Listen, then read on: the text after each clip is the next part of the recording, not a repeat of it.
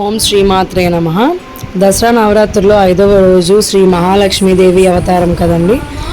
దేవి నవరాత్రుల్లో రోజు దర్శనానికి వెళ్తున్నామండి. కానీ ఆ రోజు ఉన్న క్రౌడ్ మాత్రం ఏ రోజు లేరు.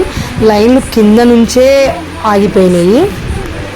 ప్రతిరోజు మార్నింగ్ దర్శనానికి వెళ్తున్నామండి, కానీ ఆ రోజు మాత్రం ఈవినింగ్ వెళ్ళాము. లైటింగ్లో అయితే మన దుర్గాదేవి గుడి చాలా అద్భుతంగా ఉందండి. ప్రతిరోజు సాయంత్రం పూట 6:30 నుంచి 7:30 వరకు క్యూ లైన్లు అయితే ఆపేస్తున్నారండి నైవేద్యం పెట్టే టైంలో. ఆ టైంలోనే మేము ఇవన్నీ చూసుకున్నాము. కోలాటాలు, డప్పులు, అలాగే అమ్మవారు ఊరేగింపు, పల్లకి చాలా బాగా అయిందండి దర్శనం మాత్రం. నైట్ టైం వచ్చే వాళ్ళకి మాత్రం ఇది ఒక బెనిఫిట్ అనొచ్చండి, ఎందుకంటే ఇలాంటివన్నీ మనం మళ్ళీ చూడలేము. అంబర్ దర్శనానికి వచ్చే వాళ్ళు ఎవరైనా సరే ఒకసారి మాత్రం ఈవినింగ్ టైం రండి. 1 అవర్ లైన్ ఆపుతారంటే ఏదో అనుకున్నాము, కానీ ఇవన్నీ చూసేసరికి ఆ 1 అవర్ ఎలా అయిపోయిందో కూడా తెలియట్లేదు.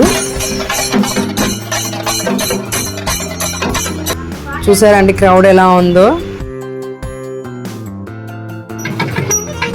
అమ్మవారి పల్లకి అండి. మేము 300 రూపాయల క్యూ లైన్లో ఉన్నాం కాబట్టి ఇవన్నీ చక్కగా చూసుకోగలిగాము.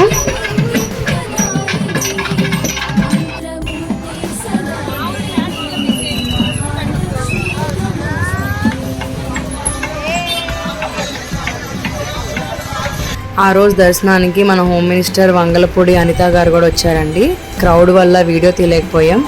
అలాగే ఎమ్మెల్యే గారు అచ్చెన్నాయుడు గారు కూడా వచ్చారు.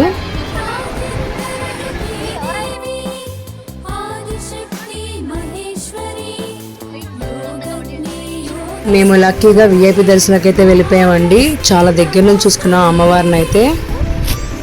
లోపలికి వెళ్ళాక మన కడప ఎమ్మెల్యే మాధవిరెడ్డి గారు కూడా వచ్చారండి.